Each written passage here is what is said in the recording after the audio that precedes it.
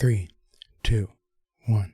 Welcome back to Jay's Smokehouse and the Cannabinoid Informational Series. This will be the second episode covering Cannabinol, or CBN. Now, CBN, as opposed to CBD, THC, CBG, and others, it doesn't actually occur in the growing process, or at least in even smaller amounts than other cannabinoids. How you get CBN is actually from the breakdown of THC, or THCA into CBNA, the acid. Now, this actually does occur in the plant. So when you want to harvest your cannabis plant, you're typically wanting to get it at the right moment where you have the most THC in your trichomes. And that is actually, you're able to see that just by looking at your trichomes with a microscope or some type of magnifying glass. At least that is one way in order to know when to harvest. However, it seems that if you allow your plant to go beyond that, let's say a week, maybe 2, you're actually gaining more CBN in your flower in the flowering process. At least that is my understanding from my research. Now, it does seem that you can hasten your THC breakdown into CBN. This can be done just by exposing it to oxygen, heat, and or ultraviolet rays or sunlight. All of these can hasten the breakdown of the THC. Now, this does seem kind of counterproductive to those who really like THC. However, as we'll get into later in the episode, there are quite a few benefits to CBN. But basically, exposing it to oxygen, heat, and or sunlight just means not sealing it all the way. You can put it into a jar and just leave your jar unsealed or open and just exposing it to the elements, oxygen, light, and or heat. These things can help hasten the breakdown of the THC acid into CBN acid. Now, here is the quote of the abstract of a 1999 study done by the United Nations Office on Drugs and Crime, and this is on Cannabinol or CBN. Now, I do have the important parts highlighted in this long quote, but this is again the abstract of the study. The concentration of delta-9 tetrahydrocannabinol, or THC, and the cannabinol, CBN, in cannabis plant material, or marijuana, of different varieties stored at room temperature, 20 to 22 degrees Celsius, over a 4-year period was determined. The percentage loss of THC was proportional to the storage time. On average, the concentration of THC in the plant material decreased by 16.6% plus 7.4% of its original value after 1 year, and 26.8% plus 7.3%, 34.5% plus 7.6%, and 41.4% plus 6.5% after 2, 3, and 4 years, respectively. A relationship between the concentration ratio of CBN to THC and the storage time was developed and could serve as a guide to determining the approximate age of a given marijuana sample stored at room temperature. And so, as you can see, after 4 years of aging cannabis, the CBN went up by over 40%. CBN is commonly known as the non-psychoactive THC. However, it seems that there is a little bit of psychoactive properties to CBN. It's just much lower.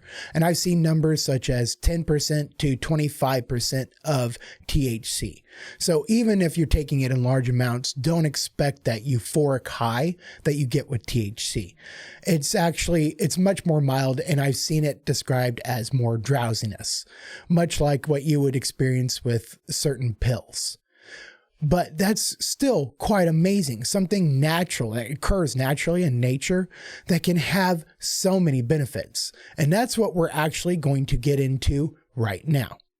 Now, there's not as much study done on CBN. It's just not as popular as THC or even CBD. There's much more extensive research done on those cannabinoids and even other terpenes. However, it seems that CBN is growing in popularity, and we're going to be looking at it a whole lot more. Now, here are some possibilities that they have found might have to do with CBN. sleep aid or anti-insomnia, pain relief, antibacterial, specifically against MRSA, anti-inflammatory, prevents seizures or anticonvulsant. It helps to stimulate bone cell growth. It is an appetite stimulant without the high or the intoxicating feeling. Prevent brain cell degeneration. Now, it's that last part that really got me interested in CBN or cannabinol. It is that connection to brain degeneration prevention.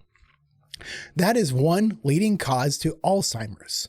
And I know quite a few people who have succumbed to Alzheimer's, and it's just so sad. And something that might help prevent it is something I really want to pursue.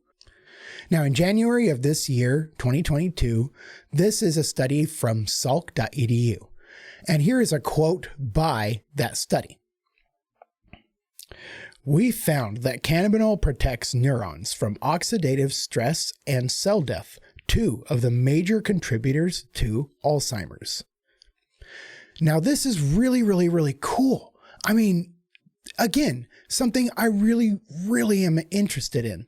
And also, CBN can have so many aspects of THC, not all, but many, and not have that psychoactive effect. And so that can actually bring so many other people who don't want a high into the cannabis fold, and also gain so much from the medicinal aspects of cannabis. And that is something I am so passionate about, which I have talked about so much. Cannabis has healed and helped heal me and continues to do so in so many ways. And I want so many others, those who might potentially benefit from it, to know these things and all the potential it has that we might find out in the future. Now, I do not have as large of an understanding on CBN on a molecular level, but I will have several links in the description of this video that you can go to learn more about the molecular level of CBN. But really quick, here are the pictures of THC and CBN really quick again, so that you can see the differences. As you can see, Delta 9 THC has one double bond on the chain up here. It also has this little hydrogen chain in between. But when we moved to CBN, the hydrogen chain was missing, and I might be saying that incorrectly. That's just my very basic understanding. And then it's missing two of those double bonds. And so for some reason, that is why it makes it so much less potent. But again, if you want to learn more about the molecules or these cannabinoids on a molecular level, please check out the links in the description. Now, really quick, here are some extra thoughts. Now, aside from all the potential benefits and the benefits that we have already found with CBN, I mean, aside from the huge benefit of a sleeping aid without the psychoactive effects, let's just talk about something from that quote that maybe many of you might have missed, which I missed the first time I read it. And then after a couple more times, I was like, oh, this is really interesting. And it's actually in that study, but I did not think about it until I read it a couple more times. And again, this is from that 1999 study from the UNODC again. A relationship between the concentration ratio of CBN to THC and the storage time could serve as a guide to determining the approximate age of a given marijuana sample stored at room temperature. So what they're saying is knowing how much CBN is in your cannabis is one possible way of knowing the age of that said cannabis. Now, that's actually really interesting. Now, it might not apply to a whole lot of aspects of cannabis, but to actually know that you can get a test and find out how old this cannabis actually is. That's pretty cool. You still will need to know, certain things, how long it was stored sealed, how long it was stored unsealed, but still a possibility to understanding more about cannabis and its storage. Now, I've actually said on several videos that CBN is my favorite cannabinoid beside THC, and that is still holds true, especially now. The more I've learned about CBN, there's so much potential, and I feel like it really does a whole lot. And that's another thing, is it's a partial agonist to the CB1 receptor. Now, that's really cool, because typically it's mostly THC that affects the CB1 receptor, but it is a full agonist. It's not a partial agonist. And so that is another reason why CBN is not as powerful. But the fact that it's a partial agonist is why it can work so well in concert with THC. But that I found really cool. But it's even also a partial agonist to CB2.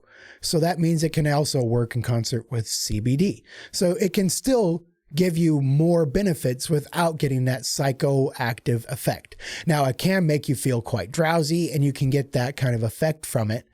But again, you're not going to get that very strong euphoric high like you do from THC.